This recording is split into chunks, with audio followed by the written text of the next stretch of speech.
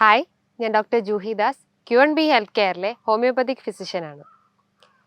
ഇന്ന് അധികം ആരും ശ്രദ്ധിക്കാത്തൊരു കാര്യമാണ് നമ്മുടെ ബോഡിയിൽ ക്രിയാറ്റിനിൻ കൂടുക എന്ന്.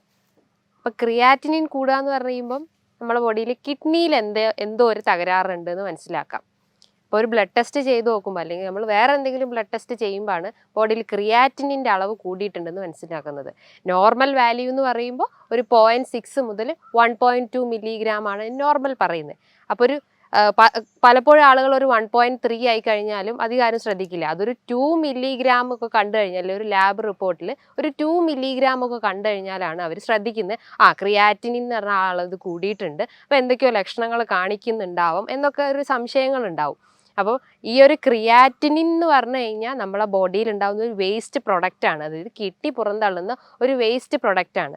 അപ്പോൾ ആ വേസ്റ്റ് പ്രൊഡക്റ്റ് ഉണ്ടാവണേ അതിനൊരു മെയിൻ പ്രൊഡക്റ്റ് അവിടെ ഉണ്ടാവണം. മെയിൻ പ്രൊഡക്റ്റ് എന്ന് പറഞ്ഞു കഴിഞ്ഞാലാണ് ക്രിയാറ്റിൻ. ഈ ക്രിയാറ്റിൻ എന്ന് പറഞ്ഞ ഈ ഒരു വേസ്റ്റ് പ്രൊഡക്റ്റ് നമ്മളെ മസിൽ മെറ്റബോളിസം അല്ലെങ്കിൽ മസിൽസിൻ്റെ ആ ഒരു സ്ട്രക്ചർ അല്ലെങ്കിൽ മസിൽ മെറ്റബോളിസത്തിൽ നിന്ന് ഉണ്ടാകുന്ന ഒരു വേസ്റ്റ് പ്രൊഡക്റ്റാണ്. മസിൽ മെറ്റബോളിസത്തിൽ നിന്ന് ഉണ്ടാകുന്ന ഒരു ബൈ പ്രൊഡക്റ്റ് അല്ലെങ്കിൽ പ്രോട്ടീൻ പ്രൊഡക്റ്റാണ് ഈ ക്രിയാറ്റിനിൻ. അപ്പോൾ കൂടുതൽ വർക്കൗട്ട് ചെയ്യുന്ന ആളുകൾക്ക് അല്ലെങ്കിൽ ബോഡി ബിൽഡേഴ്സിന് അല്ലെങ്കിൽ കൂടുതൽ മസിൽ മാസ് ഉണ്ടാക്കിയെടുക്കുന്ന ആളുകളിലൊക്കെ ഈ ക്രിയാറ്റിനിൻ്റെ അളവ് കൂടാം. അതേപോലെ തന്നെ കൂടുതലായിട്ട് പ്രോട്ടീൻ റിച്ച് ആയിട്ടുള്ള ഭക്ഷണങ്ങൾ, അതായത് ആനിമൽ പ്രോട്ടീൻസ്, അതായത് റെഡ് മീറ്റ് ഒക്കെ, അത് പോർക്ക്, ബീഫ്, മട്ടനൊക്കെ അടങ്ങിയിട്ടുള്ള റെഡ് മീറ്റ് അല്ലെങ്കിൽ ആനിമൽ പ്രോട്ടീൻസ് ഒക്കെ കൂടുതലായിട്ട് എടുക്കുകയാണെങ്കിലും നമ്മളെ ബോഡിയിൽ ക്രിയാറ്റിൻ കൂടാം. അപ്പോൾ ആനിമൽ പ്രോട്ടീൻസ് ഒഴിവാക്കിയിട്ട് വെജിറ്റബിൾ പ്രോട്ടീൻസ് എടുക്കുക, അതായത് ധാന്യങ്ങൾ, പയറുവർഗ്ഗങ്ങളൊക്കെ എടുക്കാൻ ശ്രമിക്കുക. അങ്ങനെ അതൊക്കെ എടുത്തു കഴിഞ്ഞാൽ ക്രിയാറ്റിൻ നമ്മളെ ബോഡിയിൽ കുറയ്ക്കാൻ പറ്റും.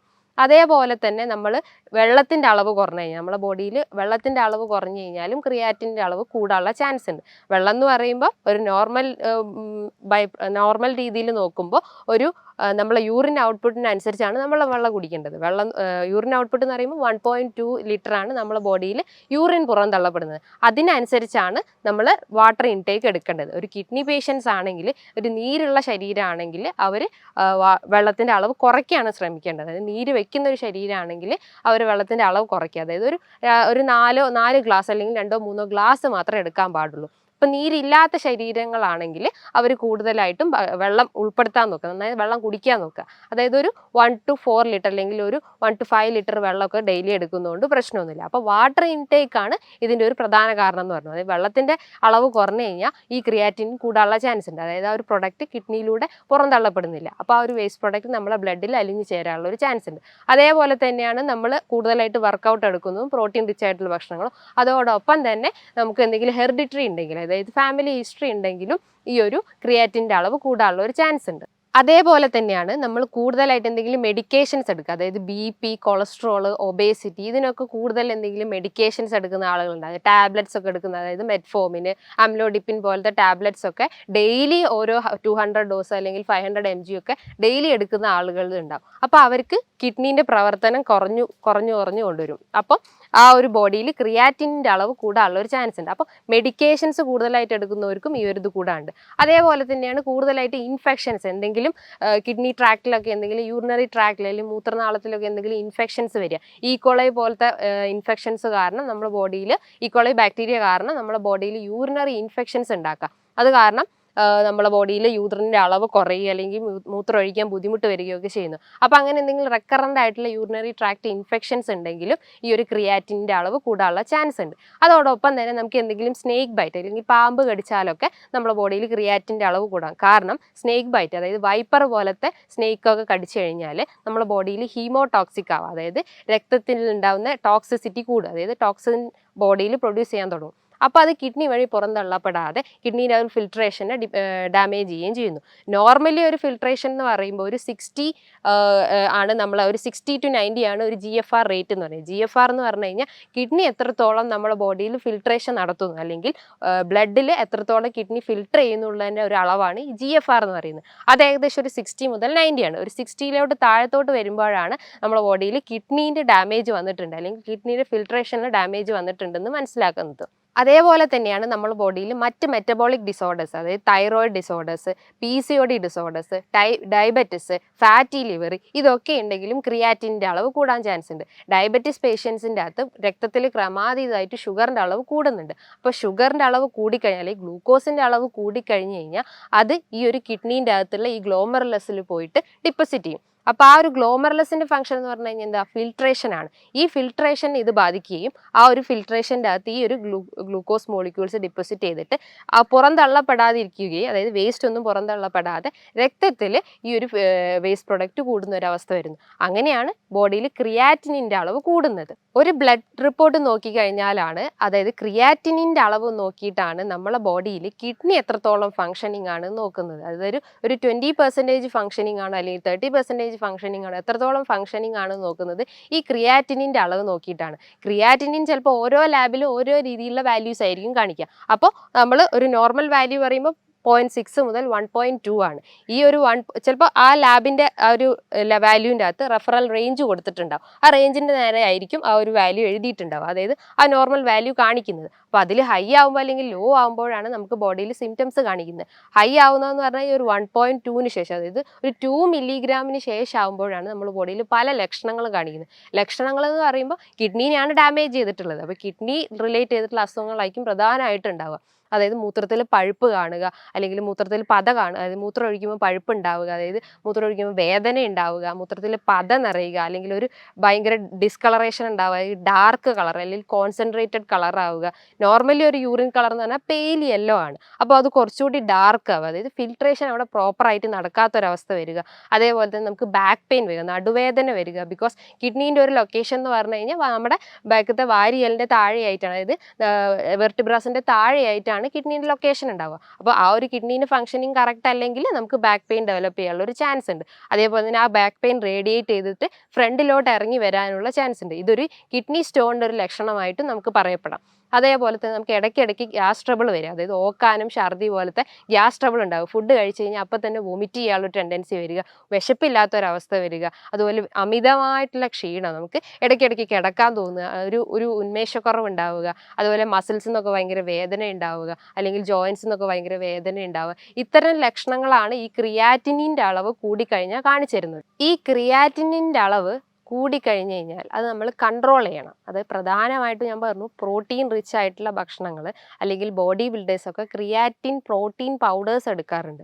അപ്പോൾ പ്രോട്ടീൻ റിച്ച് ആയിട്ടുള്ള ഭക്ഷണങ്ങൾ ഒഴിവാക്കുക. അപ്പോൾ ഡയറ്റ് എന്ന് പറയുമ്പോൾ നമ്മൾ മെയിനായിട്ട് ഫോക്കസ് ചെയ്യേണ്ടത് എക്സസൈസ് എന്ന് പറയുമ്പോൾ ലൈറ്റ് എക്സസൈസ്, ഹൈ എക്സസൈസ് ചെയ്യാതെ ലൈറ്റ് എക്സസൈസ്, അതായത് വാക്കിങ്, ചെറിയ രീതിയിലുള്ള നടത്തം, അല്ലെങ്കിൽ ഒരു 20 മിനിറ്റുള്ള നടത്തം, ചെറിയൊരു ഓട്ടം, അതൊക്കെയാണ് ലൈറ്റ് എക്സസൈസ്. അതായത് ഹൈ എക്സസൈസ് ഒഴിവാക്കിയിട്ട് മോഡറേറ്റ് ആയിട്ടുള്ള എക്സസൈസ് ഇൻവോൾവ് ചെയ്യുക. അതേപോലെ തന്നെ പ്രോട്ടീൻ റിച്ച് ആയിട്ടുള്ള ഭക്ഷണങ്ങൾ ഒഴിവാക്കുക. പ്രോട്ടീൻ എന്ന് പറയുമ്പോൾ ആനിമൽ പ്രോട്ടീൻസ്, അതായത് ആനിമൽ പ്രോട്ടീൻസ് എന്ന് പറയുമ്പോൾ റെഡ് മീറ്റ്, അല്ലെങ്കിൽ പോർക്ക്, ബീഫ്, മട്ടനൊക്കെ അടങ്ങിയിട്ടുള്ള ആനിമൽ പ്രോട്ടീൻസ് ഒഴിവാക്കുക. അതേപോലെ അതിൻ്റെ അകത്ത് വെജ് പ്രോട്ടീൻസ് ഉൾപ്പെടുത്താൻ നോക്കുക.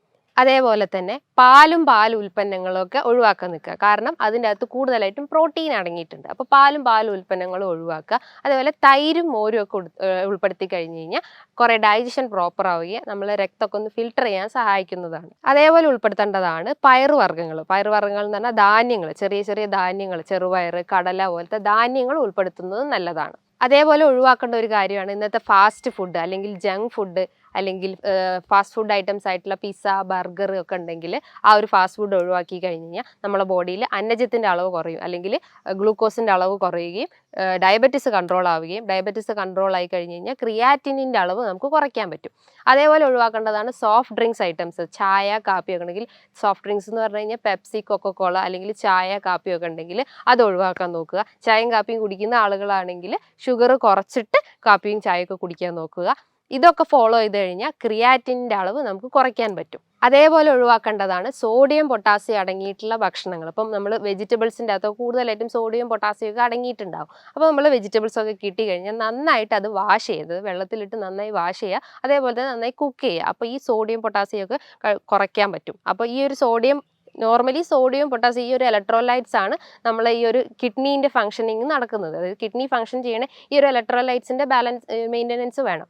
ഈ ഒരു ഇലക്ട്രോലൈറ്റ്സ് കൺട്രോൾ ചെയ്ത് കഴിഞ്ഞാൽ, ഈ വെജിറ്റബിൾസിൻ്റെ അകത്ത് അടങ്ങിയിട്ടുള്ള ഈ ഒരു ഇലക്ട്രോലൈറ്റ്സ് കൺട്രോൾ ചെയ്ത് കഴിഞ്ഞാൽ നമ്മുടെ ബോഡിയിൽ ക്രിയാറ്റിനിൻ്റെ അളവ് കുറയ്ക്കാൻ പറ്റും. അപ്പോൾ കിഡ്നി ഫംഗ്ഷനിങ് കറക്റ്റ് ആവും. ഇപ്പോൾ ക്രിയാറ്റിനിൻ കൂടിക്കഴിഞ്ഞ് കഴിഞ്ഞാൽ BP കൂടാനുള്ള ചാൻസ് ഉണ്ട്. അതാണ് അതായത് കിഡ്നീൻ്റെ ഒരു നോർമൽ ഫംഗ്ഷൻ എന്ന് പറഞ്ഞു കഴിഞ്ഞാൽ BPനെ, ബ്ലഡ് പ്രഷറിനെ കൺട്രോൾ ചെയ്യുന്നതാണ് ക്രിയാറ്റിനിൻ്റെ ഒരു ഫംഗ്ഷൻ. അപ്പോൾ BP കൺട്രോൾ ചെയ്യാൻ പറ്റും ക്രിയാറ്റിനിൻ കുറച്ച് കഴിഞ്ഞാൽ. അതായത് ക്രിയാറ്റിനിൻ പേഷ്യൻസിൻ്റെ അകത്ത് BP കൺട്രോൾ ചെയ്ത് കഴിഞ്ഞാൽ ബാക്കിയുള്ള മറ്റ് അസുഖങ്ങളും, അതായത് ഡയബറ്റിസ്, ഫാറ്റി ലിവർ പോലത്തെ അസുഖങ്ങൾ നമുക്ക് കൺട്രോൾ ചെയ്യാൻ പറ്റും. അതേപോലെ തന്നെ നമ്മൾ ഒഴിവാക്കേണ്ടതാണ് സാൾട്ട്. അതായത് ഉപ്പിട്ടിട്ടുള്ള ഭക്ഷണങ്ങളൊക്കെ ഉണ്ടെങ്കിൽ സാൾട്ട് ഒഴിവാക്കാൻ ശ്രമിക്കുക. പൂർണ്ണമായിട്ടും അല്ല, കഴിവതും കുറയ്ക്കാൻ ശ്രമിക്കുക. അയോഡൈസ്ഡ് സാൾട്ടൊക്കെ ഉണ്ടെങ്കിൽ അത് കുറയ്ക്കാൻ ശ്രമിക്കുക. അതേപോലെ നമ്മൾ ഉൾപ്പെടുത്തേണ്ട ഒന്നാണ് നന്നായി വെള്ളം കുടിക്കുക. ഈ വെള്ളം കുടിച്ച് കഴിഞ്ഞാൽ നമ്മളെ ബോഡി ഒന്നുകൂടി ഡീടോക്സിഫൈ ആവുകയും അതേപോലെ തന്നെ നമ്മുടെ സ്കിന്നൊക്കെ ഒന്ന് ഗ്ലോ ആവുകയും നമ്മൾ ആ ഒരു സിക്ക് ഫീലിംഗ് ഒഴിവാക്കിയിട്ട് ഒരു ഹെൽത്തി ഫീലിംഗ് ഉണ്ടാവും. ബിക്കോസ് ഈ ഒരു വാട്ടർ കണ്ടന്റ് നമ്മളെ ബോഡിയിൽ ഉണ്ടെങ്കിൽ തന്നെ പല അസുഖങ്ങൾക്കും അസുഖങ്ങളെ തടഞ്ഞു നിർത്തുന്ന ഈ ഒരു വാട്ടർ കണ്ടന്റ് ആണ്. അപ്പം നന്നായിട്ട് വെള്ളം കുടിക്കുക, അതും വെറും വയറ്റിൽ കുടിക്കുക. ഓരോ ഗ്യാപ്പ് ഇട്ടിട്ട് നമുക്ക് നന്നായി വെള്ളം കുടിക്കേണ്ടതാണ്. അത് ഏകദേശം ഒരു 1 to 2 ലിറ്റർ ഒക്കെ കുടിച്ചു കഴിഞ്ഞാൽ നല്ലതാണ്. യൂറിനറി ഔട്ട്പുട്ടിനനുസരിച്ചിട്ട് ഒരു ബാലൻസ് ചെയ്യുക, അതായത് ആ ഒരു വാട്ടർ ലെവൽ ബാലൻസ് ചെയ്യാൻ നോക്കുക. അതേപോലെ ഒഴിവാക്കേണ്ടതാണ് ആൽക്കഹോളും സ്മോക്കിങ്ങും. ഈ ആൽക്കഹോളൊക്കെ കൂടുതലായിട്ട് എടുത്തു കഴിഞ്ഞാൽ കിഡ്നീൻ്റെ ഒരു ഫിൽട്രേഷൻ കറക്റ്റ് ആവില്ല. അത് പല രീതിയിലുള്ള ടോക്സിൻസ് നമ്മുടെ ബോഡിയിൽ ഡെവലപ്പ് ചെയ്യും. അപ്പോൾ ഈ ഒരു ടോക്സിസിറ്റി ഒഴിവാക്കാൻ വേണ്ടിയിട്ട് ആൽക്കഹോൾ എടുക്കുന്നത് ഒഴിവാക്കുക.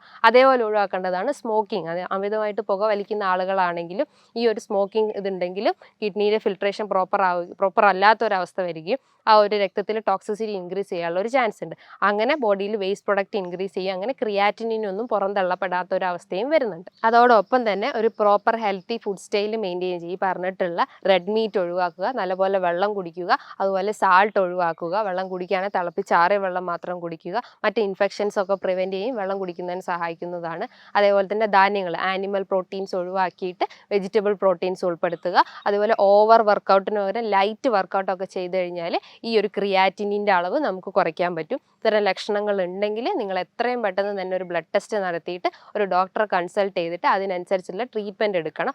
ചുമ്മാ അത് വെച്ചുകൊണ്ടിരുന്ന് കഴിഞ്ഞാൽ പല കോംപ്ലിക്കേഷൻ, അതായത് കിഡ്നി ഡാമേജ് അല്ലെങ്കിൽ കിഡ്നി ഫെയിലറിലേക്ക് വരെ ലീഡ് ചെയ്യാനുള്ള ഒരു ചാൻസ് ഉണ്ട്. അപ്പോൾ എത്രയും പെട്ടെന്ന് തന്നെ ഇത്തരം ലക്ഷണങ്ങൾ കാണിക്കുകയാണെങ്കിൽ ഡോക്ടറെ കൺസൾട്ട് ചെയ്യണം. ഇതുമായി ബന്ധപ്പെട്ട് എന്തെങ്കിലും സംശയങ്ങൾ ഉണ്ടെങ്കിൽ താഴെ കാണുന്ന നമ്പറിൽ നിങ്ങൾക്ക് കോൺടാക്റ്റ് ചെയ്യാവുന്നതാണ്. ഇനിയും മറ്റൊരു വീഡിയോയുമായി വീണ്ടും കാണാം. താങ്ക്